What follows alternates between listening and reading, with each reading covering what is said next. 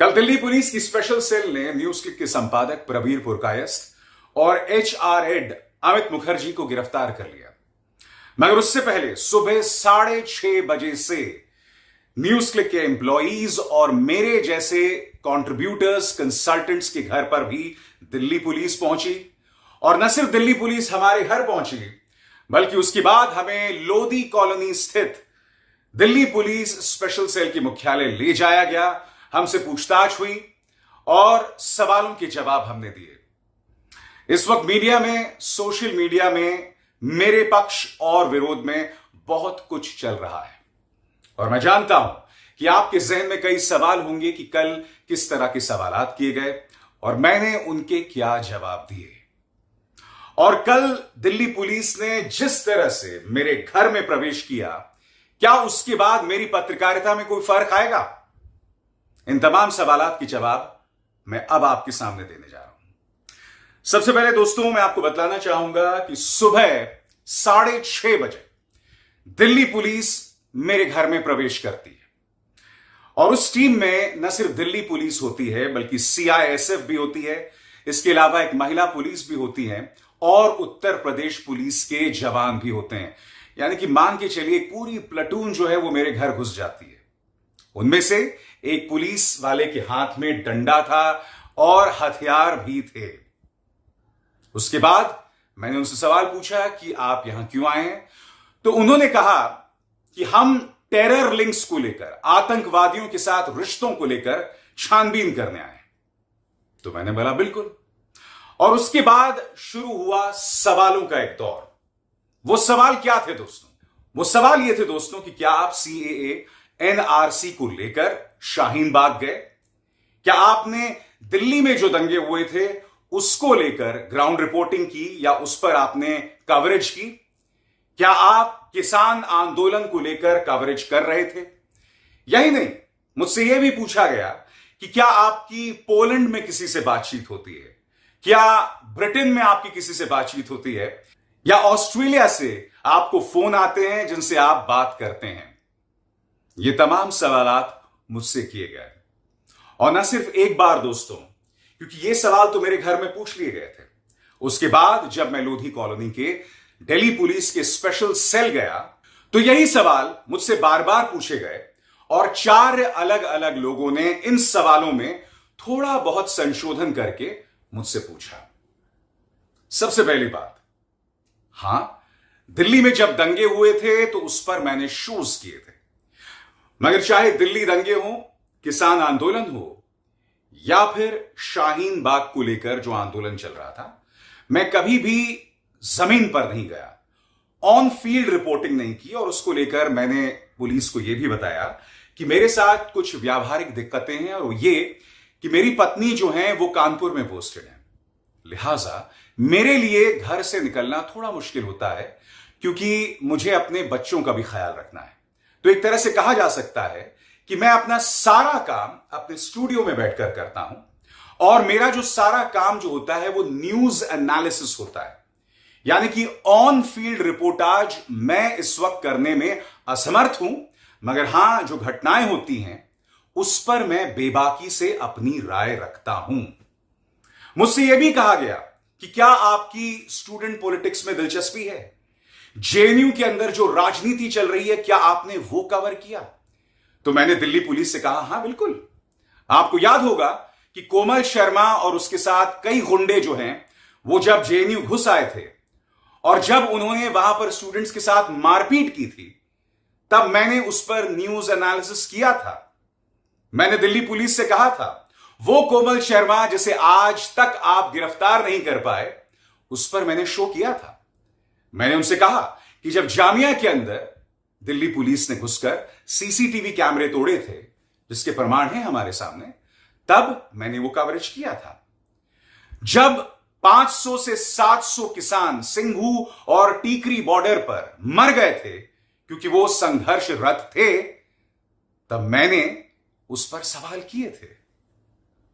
शाहीन बाग आंदोलन, CAA NRC को लेकर जब शाहीन बाग की बुजुर्ग महिलाओं को बदनाम किया जा रहा था, उस आंदोलन को बदनाम किया जा रहा था, उसके बारे में अनर्गल भ्रांतियां फैलाई जा रही थी, तब मैंने उस पर शोज किए थे और मैं लगातार शोज करता रहूंगा।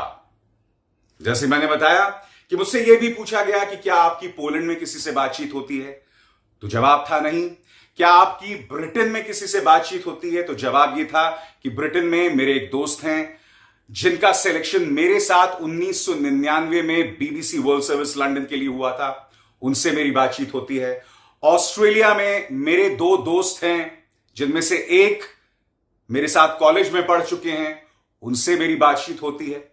तो ये वो तमाम लोग हैं जिनसे मैं बातचीत करता रहता हूं जब जब मुझे वक्त मिलता है या जब जब वो लोग फोन कॉल करते हैं। तो कहने का अर्थ यहां पर यह है दोस्तों, ये तमाम सवाल किए गए, बार बार किए गए, लगातार किए गए, और मैं आपको ये बतलाना चाहूंगा कि दिल्ली पुलिस ने तमाम जो सवाल किए, सलीके से सवाल किए, बहुत ही डिटेल्ड सवाल किए, कोई गुंजाइश नहीं छोड़ी गई, बहुत ही डिटेल्ड इन्वेस्टिगेशन था। और मैं स्पष्ट कर दूं कि उन्होंने सलीके से सवाल किए, बदतमीजी नहीं की, क्योंकि मैं आपको बतलाना चाहूंगा कि जब दिल्ली पुलिस ने प्रवेश किया था तो उस वक्त बहुत अटपटा लगा था दोस्तों। क्यों? क्योंकि मेरा जो बेटा था उसी वक्त स्कूल के लिए निकल रहा था और मैं उसके चेहरे पर शिकन और चिंता देख सकता था। जाहिर सी बात है, उसने कभी भी अपने घर में ऐसे होते नहीं देखा। मेरी पत्नी जो कानपुर में रहती हैं, इत्तेफाकन वो नोएडा में थी क्योंकि उनको नोएडा में कुछ ऑफिशियल काम था। और जब दिल्ली पुलिस ये तमाम सवालात पूछ रही थी तो मेरी पत्नी वहां पर मौजूद थी। कहने का अर्थ यह दोस्तों कि कल सुबह 6:30 बजे से पूछताछ का जो दौर शुरू हुआ वो शाम को 5 बजे आकर थमा। मेरे घर पर पूछताछ सुबह 6:30 से लेकर 9 बजे तक हुई। उसके बाद करीब 9:30 बजे हम लोग रवाना हुए लोधी कॉलोनी में स्थित दिल्ली पुलिस के स्पेशल सेल की ओर। वहां पर पूछताछ शुरू हुई 11 बजे, जो खत्म हुई 5 बजे। मेरे लैपटॉप और मेरे 2 फोन्स, जिनमें से एक फोन पर मैं अपने कार्यक्रम रिकॉर्ड करता हूं, वो दिल्ली पुलिस ने जब्त कर लिए। उन्होंने कोई वारंट नहीं दिया। हां, जो उन्होंने जब्ती की थी तो उन्होंने एक लेटर लिखा और उसमें मेरे दस्तखत करवाए। मगर मेरा जो सामान उन्होंने जब्त किया, चाहे वो मेरा लैपटॉप हो, चाहे वो मेरा फोन हो, चाहे वो मेरा कैमरा फोन हो, उसको लेकर ना कोई वारंट था, ना कोई खास वजह बताई गई कि भाई ये जब्ती क्यों की जा रही है। जाहिर सी बात है, उन्होंने ये कहा कि भाई आपके फोन के जरिए हम तमाम इंफॉर्मेशन को खंगाल रहे हैं और ये मुझे वादा किया गया है कि 20 दिन के अंदर मेरा फोन, मेरा लैपटॉप मुझे मिल जाएगा। मगर मुझे कुछ लोगों ने बताया कि और ज्यादा वक्त भी लग सकता है। मेरे 2 फोन से, एक वो फोन जिसमें मैं बातचीत करता हूं और दूसरा वो फोन जिसमें मैं रिकॉर्डिंग करता हूं। तमाम जानकारियां उन फोन्स के अंदर मौजूद हैं। मेरे लैपटॉप के अंदर, जिसमें मैं काम करता हूं, क्योंकि मैं एक राइटर भी हूं, लिहाजा मैं इस वक्त एक किताब लिख रहा हूं, मेरा काम एक स्क्रिप्ट पर भी चल रहा है, तो वो तमाम जो जानकारियां हैं उस लैपटॉप के अंदर मौजूद हैं। लिहाजा चाहे मेरे वो 2 फोन्स हों या लैपटॉप हों, दोनों मेरे लिए बेशकीमती हैं। और मेरी मुलाकात जब भी दिल्ली पुलिस के स्पेशल सेल से होगी तो मैं उनसे कहूंगा कि आप मेरा लैपटॉप वापस करें, मेरा फोन वापस करें, क्योंकि मेरे लिए जरूरी है। कल ये जब तमाम घटनाक्रम चल रहा था दोस्तों, तो आपको याद है कि मीडिया में बहुत कुछ कहा जा रहा था। गोदी मीडिया को यह मौका मिल गया था मेरे बारे में, अन्य पत्रकारों के बारे में अनर्गल बातें करने का। साथ ही सोशल मीडिया में बहुत बड़े पैमाने पर समर्थन भी मिला है। मुख्यधारा के न्यूज चैनल्स में भी कई पत्रकारों ने फोन कर मुझे अपना समर्थन जतलाया है। कल देर शाम मेरे कई पत्रकार मित्र जो हैं वो मेरे घर भी आए और उन्होंने भी अपना समर्थन मुझे जतलाया है। मैं यही कहना चाहूंगा कि जिन लोगों ने मुझे समर्थन दिया, मैं उससे पूरी तरह से अभिभूत हूं, और जिन लोगों ने मेरे बारे में अनर्गल बातें कही, मैं उनसे कुछ चीजें कहना चाहता हूं। क्योंकि कहा क्या जा रहा है दोस्तों, कहा यह जा रहा है कि चाइनीज पैसे के जरिए न्यूज क्लिक जो है वो देश के खिलाफ पत्रकारिता करती है। तो मैं आपसे एक चीज कहना चाहता हूं दोस्तों, न्यूज क्लिक में सबसे ज्यादा मेरे कार्यक्रम देखे जाते हैं। एक सीधी चुनौती है। मेरा एक भी ऐसा कार्यक्रम बतलाइए जिसमें मैंने चीन के पक्ष में प्रोपेगेंडा किया था। एक भी ऐसा कार्यक्रम न्यूज क्लिक में। हां, मैंने चीन के ऊपर कई कार्यक्रम किए थे, मगर उन कार्यक्रमों में मैंने क्या सवाल किया था दोस्तों, इस बात पर आपको गौर करना पड़ेगा। वो सवाल क्या थे? वो सवाल ये थे कि जिन क्षेत्रों में हमारी सेना 2020 के पहले गश्त लगा सकती थी, अब वो बफर जोन कैसे बन गए? क्या वजह है कि अब भारतीय सैनिक वहां पर गश्त नहीं लगा सकते? मैंने ये सवाल भी पूछा था कि आखिर 21 सैनिक कैसे शहीद हो गए। मैंने ये सवाल भी पूछा था कि 21 सैनिकों की शहादत पर मेरे प्रधानमंत्री खामोश क्यों हैं? क्या वजह है दोस्तों?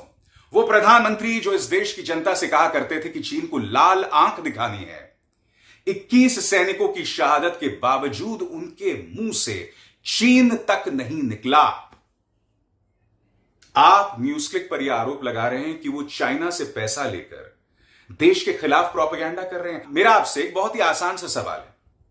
इस वक्त जो चीन के साथ हमारा व्यापार है, आधिकारिक व्यापार है, वो चीन की तरफ क्यों झुका हुआ है? वो चीन के पक्ष में क्यों है? ऐसी क्या वजह है कि कई चाइनीज कंपनीज ने पीएम केयर्स फंड में डोनेशन किया था? ये तमाम सवाल होने चाहिए ना, क्योंकि चीन को लेकर जो असहजता है, चीन को लेकर जो शक शुबा का माहौल है, वो तो एक अरसे से चल रहा है। मैं इन दोनों की तुलना नहीं कर रहा हूं। मैं सिर्फ आपसे ये कह रहा हूं कि अगर आप मुझ पर यह आरोप लगा रहे हैं कि मैंने देश के साथ गद्दारी की है, तो प्रमाण पेश कीजिए। सत्ता से सवाल करना देश के साथ गद्दारी नहीं है। प्रधानमंत्री नरेंद्र मोदी या भारतीय जनता पार्टी देश नहीं है, वो देश के बहुत ही छोटे से हिस्सा हैं।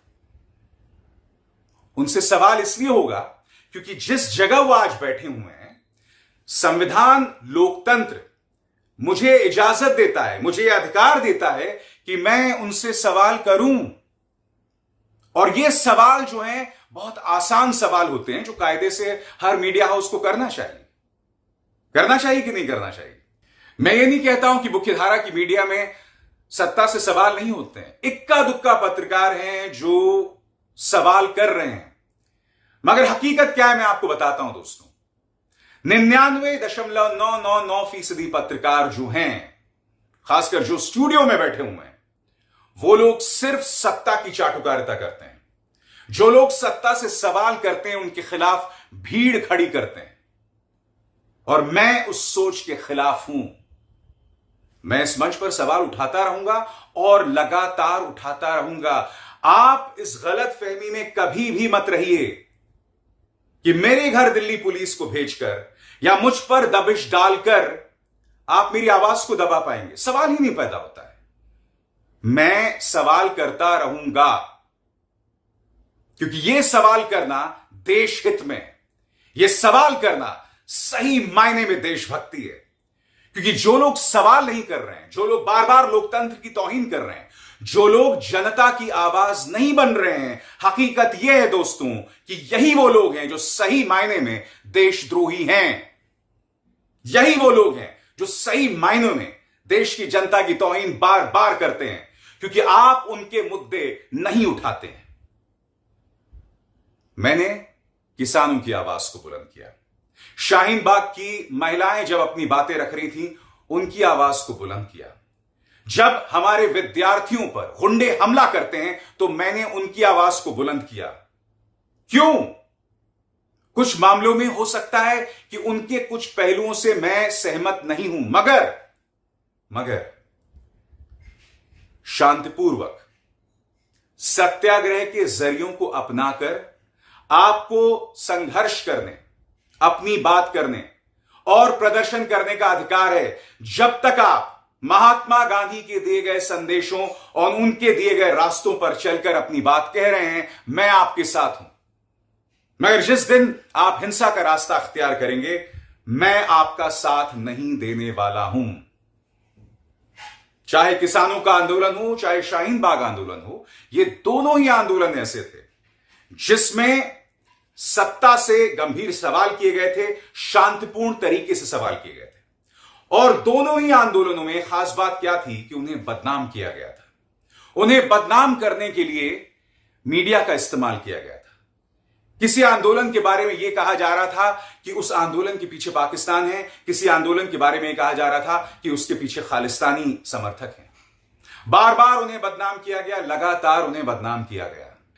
मैं एक अन्य वीडियो में आपको बतला चुका हूं कि मेरे जो भी फाइनेंशियल ट्रांजैक्शंस हैं, मुझे न्यूज क्लिक से जितना पैसा मिला, इसके अलावा इस मंच से जो मैं आपसे बात कर रहा हूं, मेरा जो अपना यूट्यूब चैनल है, मेरी जितनी भी कमाई है दोस्तों, ये सब मेरे बैंक ट्रांजैक्शंस का हिस्सा है।